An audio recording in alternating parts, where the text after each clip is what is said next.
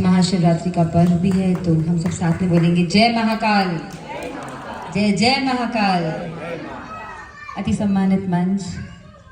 गरिमा में सदन, मातृशक्ति, मीडिया के साथी, बहुत ही आज मुझे लगता है कि जो यहाँ पर बैठे हैं मंच पे, एसडीएम मैडम, इधर एडीएम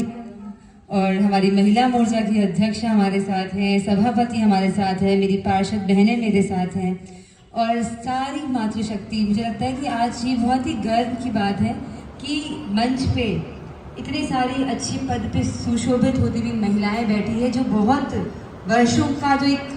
मुझे लगता है एक स्ट्रगल रहा होगा, उसके बाद हम यहाँ तक आ पाए हैं। गर्भ से बेटियों का निकलना, उनका पढ़ना, उनका किसी पद पे आसीन होना, ये आसान सफ़र नहीं रहा। 100 वर्षों का एक मुझे लगता है जो बहुत बहुत लंबा सफ़र हमने तय किया है। समस्त सारी महिलाओं को, मातृशक्ति को, इसके लिए आज मैं बहुत बधाई देती हूँ, शुभकामनाएं देती हूँ कि शायद हमने पहला पड़ाव पार कर लिया है, पर हमें रुकना नहीं है अभी, क्योंकि उस वक्त तक नहीं रुकना है जब तक कि जो फ़र्क है महिला और पुरुष का, ये जो सोच का फ़र्क है, वो हर छोटे से छोटे कस्बे, गांव, मोहल्ले में ख़त्म नहीं हो जाता। जब तक सारे समाजों में ये फ़र्क ख़त्म नहीं हो जाता, तो ये अभी भी एक लंबी लड़ाई है। खैर, हम नीमच में हैं और अच्छे शहरों की बात करूं तो मुझे लगता है कि बहुत कुछ बदल चुका है, पर कुछ जगह कुछ अभी भी ऐसी मानसिकताएं हैं, किसी किसी के मन में अभी भी दुर्भावनाएं हैं, भेदभाव है। तो अभी हमारी लड़ाई लंबी चलनी है, पर शुरुआत बहुत अच्छी है, तो मुझे पता है कि अंत भी बहुत अच्छा होगा। और सबसे ज़रूरी बात यह है कि जो अभी बहुत अच्छी बात बताई गई कि जब तक सहयोग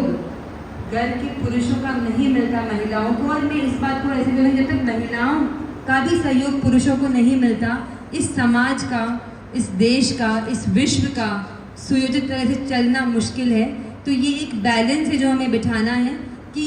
कहते हैं ना कि behind every successful man there is a woman, और इसको हमको वाइस वर्सा भी करना है कि behind every successful woman there is a man. क्योंकि वो सहयोग जो होता है, चाहे वो पिता का हो, ससुर जी का हो, पतिदेव का हो, पुत्र का हो, भाई का हो, वो बहुत ज़रूरी है। तो मैं कभी नहीं बोलती कि हम महिलाएं हैं, हम सब साथ में मिलके, महिला हो या पुरुष, अगर हम एक अच्छी कोशिश करें तो एक स्वस्थ, और उसी के तहत जो कोशिशें की गई है, आज साक्षी फाउंडेशन को भी मैं सलाम करती हूँ कि इन्होंने बहुत अच्छी कोशिश, बहुत अच्छे प्रशिक्षण शिविर चलाए जा रहे हैं इनके द्वारा। जब मैं सबसे पहला कार्यक्रम जो मेरा था 1.5 साल पहले, मैं कार्यक्रम में आई थी और वहाँ पर मैंने देखा था कि कैसे महिलाओं को आत्मनिर्भर बनाने के लिए सेल्फ डिफेंस सिखाया जा रहा था, और मुझे बहुत खुशी हुई थी कि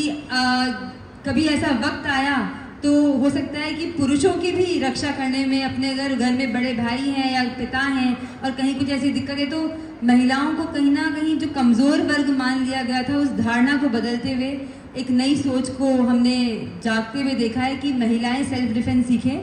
वो भी फिजिकली वीक ना बने, वो ये मान के चलें, अपने मन में ये संकल्प लें कि अगर कभी दिक्कत आती है तो हम भी उसका मुकाबला कर सकते हैं। और जैसे सुरभि जी अभी सांकला है, हमारे वर्ल्ड चैम्पियनशिप में वो गई थी, उन्होंने भी बहुत अच्छा प्रदर्शन किया। तो अब तो हमारे पास बहुत सारी एग्जाम्पल्स हो गए हैं।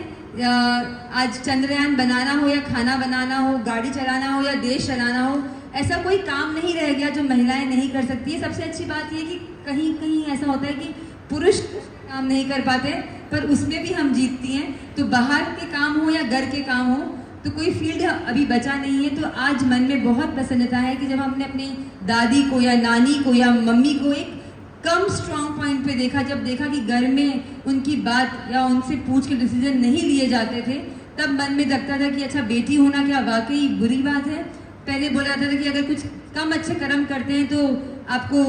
लड़की का जन्म मिलता है, अच्छे कर्म करते हैं तो आप लड़के बनते हो। इन सब धारणाओं को बदल के रख दिया है आज की महिलाओं ने, और उसमें सहयोग सभी का रहा है। आने वाले समय में अभी भी मुझे लगता है बहुत सारी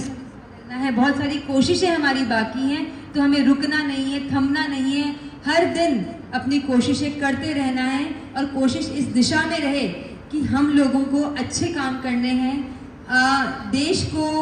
राजनीति हो या आर्थिक व्यवस्थाएं हो या सामाजिक व्यवस्थाएं हो, हर जगह अपना बढ़ चढ़ के योगदान दे। हर दिन सुबह उठे तो एक संकल्प के साथ उठें कि मैं भी इस देश में कहीं ना कहीं अपना योगदान दूं। चाइना की जहाँ तक मैं एग्जांपल लेना चाहूँगी कि चाइना जो है उसका इतना हाई जीडीपी का एक जो रहा, वो वहाँ की महिलाएं भी अपना घर का काम करके वो अपना 90% महिलाएं वहाँ पर एक्टिव हैं। कोई ना कोई उनका बिजनेस है, व्यापार है, कोई जॉब पे वो जाती हैं। तो जो जीडीपी होती है कि देश के प्रत्येक नागरिक पे, उसके कंधे पे ये भार होता है कि वो अपने 2 हाथों को कैसे यूज कर रहा है, वो देश की प्रगति में कैसे योगदान दे रहा है। तो चाइना इसलिए आगे बढ़ गया, पर भारत की 50% आबादी जो घर में रह गई और कहीं ना कहीं एक व्यवस्थाएं भी जो थोड़ी गड़बड़ा गई थी बीच में। तो अगर हमें भारत को भी परम वैभव पे ले जाना है तो हमें ये सोचना पड़ेगा कि मेरा इस देश के लिए क्या योगदान है। हमें एक एमबीए में सिखाया जाता था NPA, non performing assets. Balance sheet में हमको लिखते थे कि ऐसे एसेट जो लाइबिलिटी तो नहीं है, जो एसेट है पर जो नॉन परफॉर्मिंग है, तो हमें एनपीए नहीं बनना है, हमें नॉन परफॉर्मिंग एसेट्स नहीं, हमें किसी के लिए लाइबिलिटी नहीं बनना है, हमें अपने आप को आत्मनिर्भर बनाना है और देश को भी हमें उस दिशा में ले जाना है। इन्हीं सोच के साथ, आशाओं के साथ, जय हिंद।